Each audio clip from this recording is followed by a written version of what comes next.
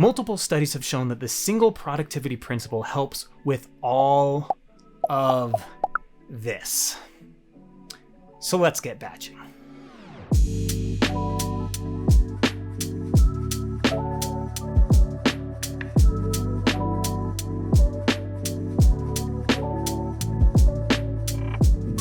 Hello, welcome to Work-Life Mastery. My name is Andrew Smith, and I am obsessed with helping guys master productivity principles that are going to dramatically change their life. That's why we're here today. I'm obsessed with this stuff. I hate the feeling of not making any progress towards my goals. Just ask Bethany. And batching is one that really resonates with me a lot because it helps me reduce my stress.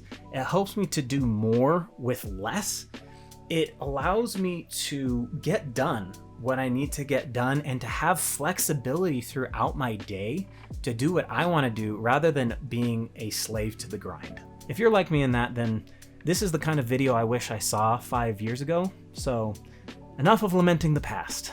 Let's get into it. First off, let's talk about what it is, and then we'll get into how to best use it. Because even in my research around this, around batching, I realized that Elon Musk actually defines batching differently than how most people define batching. So I wanted to make clear here. What batching is finding tasks that are all in the same task category, as I call it. They're all similar, they're all related, and then doing all of those tasks at the same time. Elon Musk, because he's just a crazy person, what his definition of batching is basically multitasking. He likes to batch tasks together, so he'll be eating lunch while on the phone with somebody. That's what he calls batching, and it's really just another word for multitasking. That dude's a freak of nature, so I recommend taking what works for him, but then discarding what won't work for you. So when we think about batching is a principle that I guarantee you are already using. The goal of this video is to help you to realize how to implement this process more so that it can immediately impact and optimize your life. For example, one task group is laundry. You don't go out there and you don't create a load of laundry for every sock, unless it's really bad. You get all of your laundry together, you collect all of your laundry, and then batch that task into 1 or 2 or 3 loads of laundry. You don't do every single sock or every single t-shirt by itself. That would be massively inefficient. As a side note, if you ever see me wearing the same clothes in multiple videos that are released around the same time, I'm probably batching recording. I first heard about this principle several years ago when I was reading Brian Tracy's book called Eat That Frog. It's the idea of getting the hard tasks done first so that you're not dreading them, but he touched on this principle and it's stuck with me since then. I also heard about it in Tim Ferriss's book, The 4-Hour Workweek, which if you haven't read it, you really need to. I'll include the links to Amazon down below. The cool thing is that batching allows us to reduce friction in every area of our life. It's allowing us to use our brains more effectively. We just are paying attention to how our brain works naturally and then aligning how we live with that. Batching together decision-making in your family life is so helpful. Instead of deciding what you're going to do on Friday night, think ahead through the entire month, batch that decision-making all together and say, oh, we'll do this activity this week, we'll do this activity next week, we'll do this activity the week after that, and this activity the week after that. Boom, you've just batched a decision process, and it will probably take you 5 minutes, but what that's going to do is it's going to save you 5 minutes every single week over the next month on deciding what you're going to do on Friday evenings. This is also super helpful in your personal life, whether it's meal prepping or cleaning or doing errands or even recharging. Batching your recharging time together and planning that out. So effective.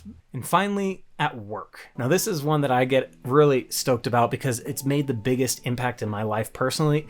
Getting really effective at work has allowed me to have more time with my family, with those people that I love, to be spontaneous, to have flexibility. The number one area that I would recommend you do this with is with your communication.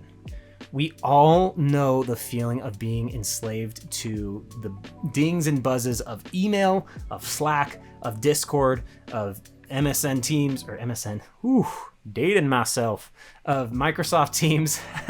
If you can batch times to handle all of your messaging, like a 30-minute block at the beginning of the day, 30-minute block in the middle of the day, and a 30-minute block at the end of the day. And as messages are coming in, if you think, can this message wait till the next block? You can just not answer it. And you know that you're not going to lose it. You know that you're not going to forget about it, but it allows you to stay on task, to work on the task group that you're currently inside of without having to switch task groups over to email, then back to your project, then to Slack, then back to your project.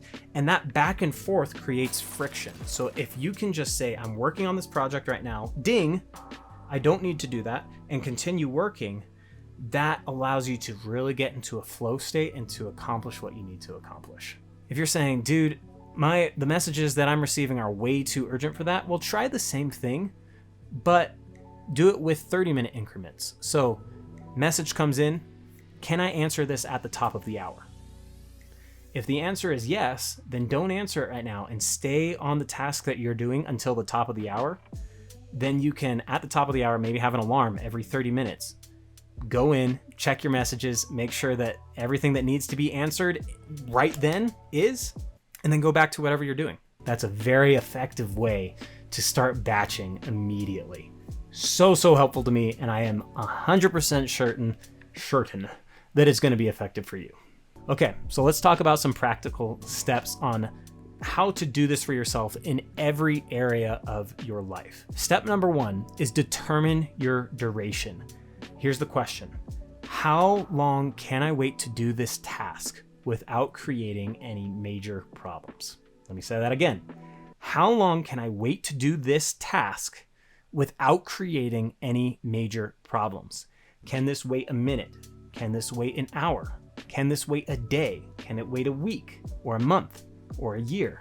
What is the longest duration that you could wait to do that specific task without it creating any major problems? Step number 2 is determine how much time it'll take you to complete that entire task category.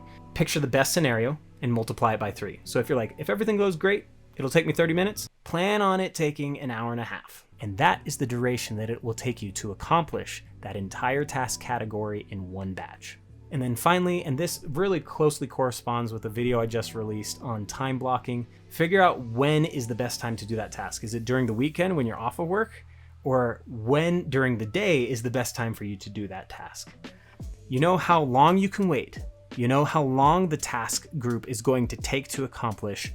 And now you figure out when is the best time to accomplish that. You bind those 3 together. That is very, very powerful. Question of the day. What is the number 1 thing that you've realized you need to be batching, that you are not currently batching, that you will start batching? Throw it in the comments below. Make sure you like and subscribe if this is up your alley. I'm here to help. Let me know what kind of content would best serve you, and let's get to it. This is Andrew Smith reminding you to take action and be a force for good. Peace out, brother.